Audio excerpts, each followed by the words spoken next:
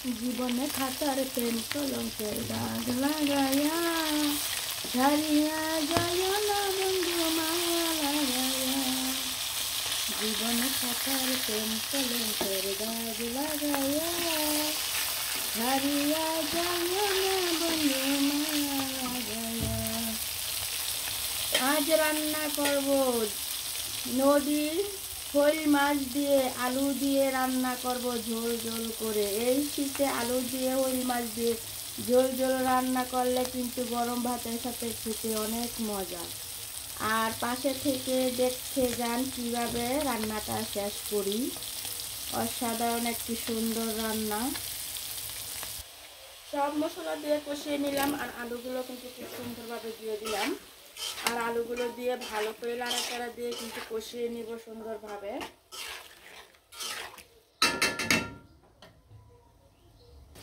আলুটা কিন্তু খুব সুন্দর সাথে ময় মশলার সাথে কিন্তু খুব সুন্দরভাবে নাড়াচাড়া দিয়ে কিন্তু খুব ভালোভাবে কষিয়ে নিতে হবে, না হলে কিন্তু খেতে অনেক ভালো লাগবে না, পাঁচা পাঁচা লাগবে। আর খুব সুন্দরভাবে কষিয়ে নিলে আলুর সাথে মশলাটা খেতে অনেক মজা লাগবে।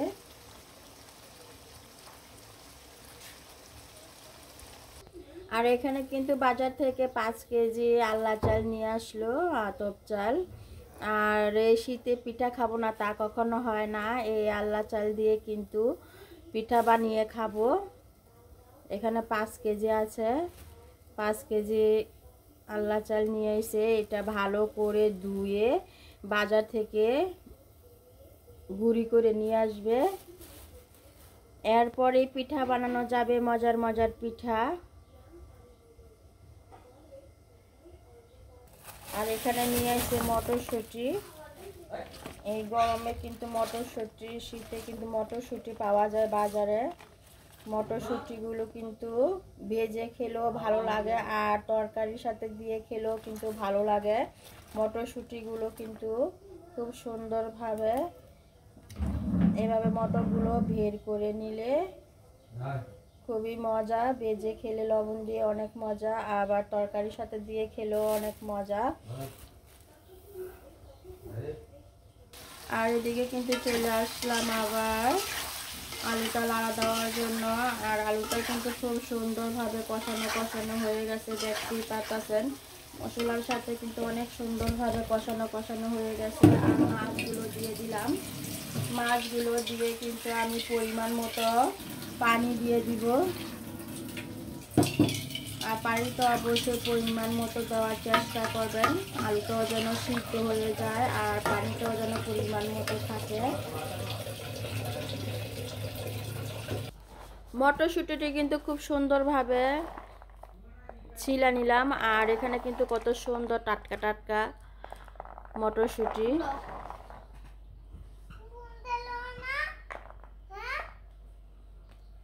অনেকগুলো মটরশুঁটি, আর এটা কিন্তু অনেক ধীরে ধীরে করতে হয়, অনেক আস্তে আস্তে একটা একটা করে ছুলে নিতে হয়। খুবই সুন্দরভাবে কিন্তু মটরশুঁটিগুলো ছিলিয়ে নিলাম।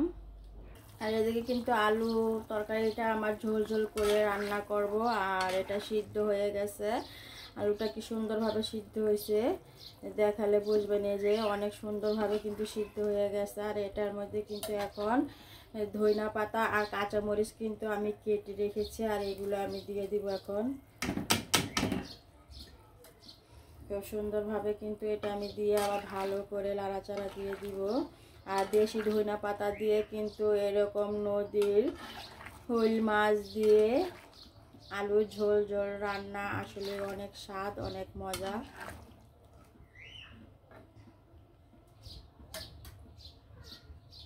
ধইনা পাতা দেওয়ার পর কিন্তু খুব সুন্দরভাবে বলক চলে আসে, এটা আমি আবার ভালো করে নাড়াচাড়া দিয়ে দিব। আর ধইনা পাতা কাঁচামরিচগুলো চেষ্টা করবেন রান্নাটা হওয়ার পর উঠানোর সময় দেওয়ার।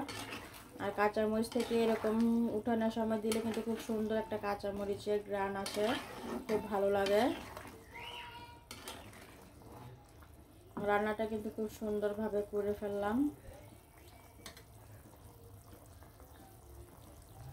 শোল মাছ দিয়ে আলুর ঝোল ঝোল রান্না আসলে কিন্তু অনেক স্বাদ খেতে।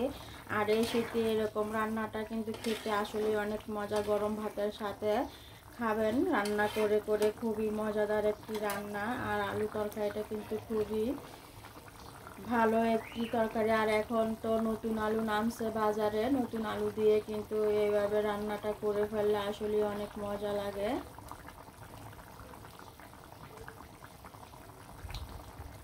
সবাই ভালো থাকেন, সুস্থ থাকেন, সবসময় হাসি খুশি থাকেন। আল্লাহ হাফেজ।